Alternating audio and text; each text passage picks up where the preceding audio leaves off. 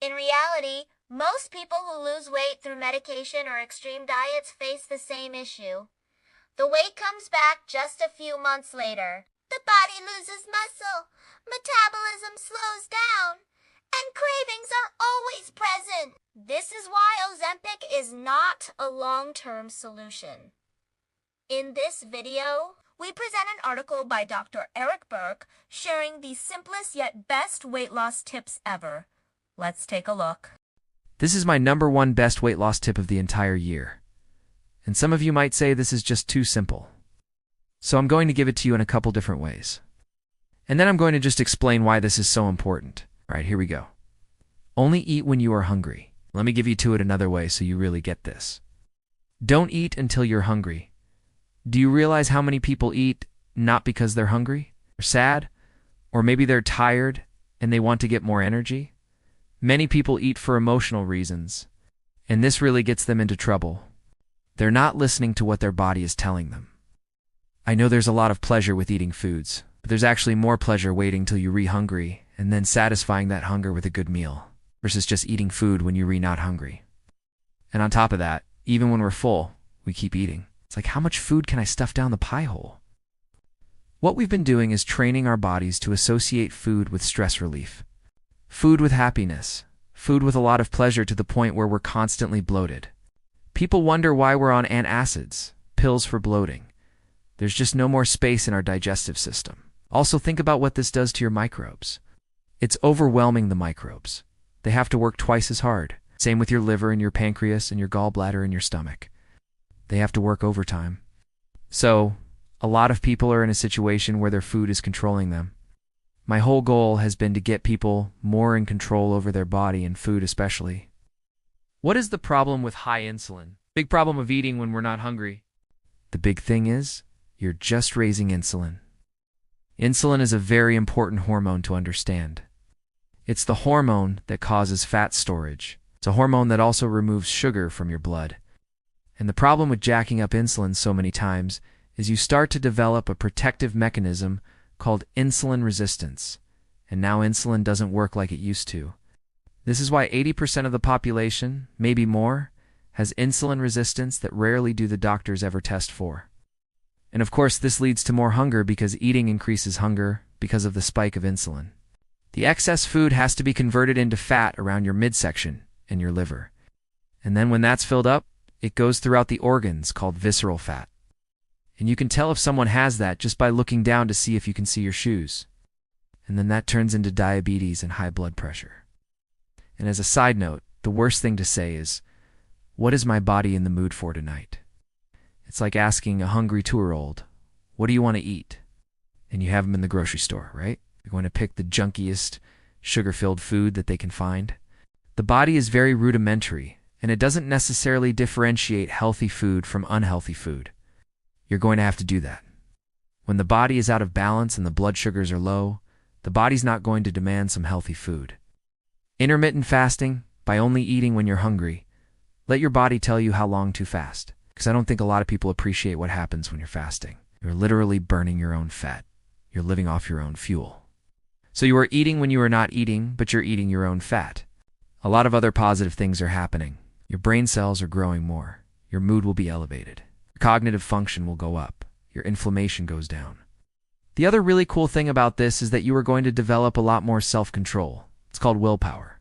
How do you get willpower? It's like a muscle. You have to practice it. Avoid food until you're hungry. Let's do the flip side of this. Addictive ultra-processed foods when you eat food. Let's say you ate an unhealthy meal. Food companies have created something called the bliss point. What's a bliss point? Your peak joy, your peak happiness. This is what junk food is designed to do. And the food companies have spent billions to achieve this perfect ratios of sugar, salt, and fat to create this maximum dopamine rush in your brain, which is like pure pleasure. Even the flavor chemicals have all sorts of other things as well to do things to trick your mind, because this is where it's happening. It's not happening in your mouth. It's happening in your brain. This is only half the story. The other thing they do is they spend millions and millions of dollars on how to create this perfect mouthfeel. Texture in your mouth, that's huge. The sugar increases sweetness and stimulates dopamine. The salt gives more flavor enhancement. The starches, and I'm talking about modified food starch, modified cornstarch, maltodextrin, that's only there to give the mouthfeel. And this is why I download my new app. Created this app right here, which we'll put a link down below, which allows you to scan, food like this to be able to quickly identify the 3 ingredients that are in 90% of all junk food: sugar, starches, and seed oils. Those 3 ingredients make up the majority of junk food. The app is cool because it allows you to quickly scan and identify how much sugar and hidden sugar and seed oil is in a food. There's protein and weight loss, one thing that is not in these junk foods, okay? They don't have protein. Now, what happens when you don't put protein and you give all these other ingredients? It's going to cause you to keep wanting to eat something because they're SA. It's phenomena of protein being the most satisfying thing you can eat. There's no protein in there. You'll never be satisfied. In fact, an insect, an animal, and even a human will keep eating until they satisfy their protein requirements. The other thing that's missing in here is the nutrients. If you take a food and it's empty with nutrients, you're also never going to satisfy someone. If you just eat when you're hungry and then the foods that you eat are a high-quality protein will be the most important thing to focus on to satisfy you, to also help give your body what it really needs, which is nutrients and protein. The 2 things that are missing from this right here, the food companies came up with this slogan, everything in moderation. No, because a little bit of this is going to cause you to be hungry an hour and a half later. Another one they came up with is there is no bad food. That's another lie.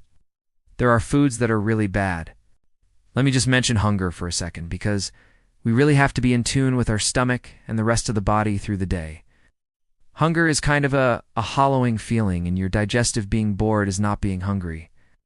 That's completely different. Hunger is kind of a hollowing feeling in your digestive system, in your stomach or your abdomen. Maybe you even have some type of hunger pains or even feel lightheaded. I don't want you to get to that point.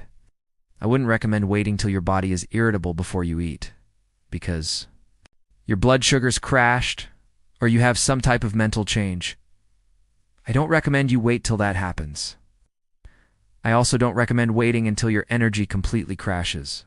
We're not trying to get you to the point where you're starving. You just want to wait until you hit the point where you actually experience the sensation of hunger. Okay, and I think most people know what that means. And then you're going to eat. And then you're going to actually stop when you're full and not keep going until you're stuffed. But to do that, you're going to have to really be in the present and be in tune with your body. Of course, sometimes you're going to have to eat before you go somewhere. The real problem is the mindless eating, snacking between meals. A lot of people just skip their breakfast and go right to lunch and just do 2 meals. I think that's perfect. Sometimes I like to rotate it and have a breakfast and a lunch and then not have any dinner. Even right now, it's 2 o'clock in the afternoon. I have not eaten anything today and I'm not even hungry. I'll probably get hungry around 4 or 5, and I'll have my 1 meal a day. I usually do that in the winter, and then the rest of the year I might do 2 meals a day depending on my activity level, because I don't really need as many calories because it's freaking cold outside and I'm not doing as much physical activity to burn up those calories. A couple tips that you want to, more weight loss tips, add to this. Stay really busy through the day. Make sure your environment supports you so you're not tempted so much. Realize when you're not eating. You're actually eating your own fat, so you are getting fuel. Basically, I'm trying to change the reason why you eat because far too many people eat out of boredom, stress, fatigue, and some other emotional reason. Putting you in control of your own food is going to be huge. It's going to increase your willpower. It's going to increase your ability to stick to something, which is called self-control. Go ahead and try this, and then comment down below how it worked for you. We just finished watching the article by Dr. Berg. His tips on weight loss are amazing. You don't need Ozempic to lose weight. Just a small change. Here's the secret. Don't eat until you feel hungry.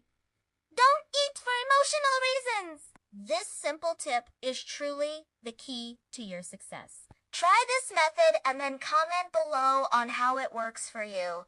If you found this video helpful, please share it with your loved ones and friends. Don't forget to like and subscribe to the channel for more valuable information.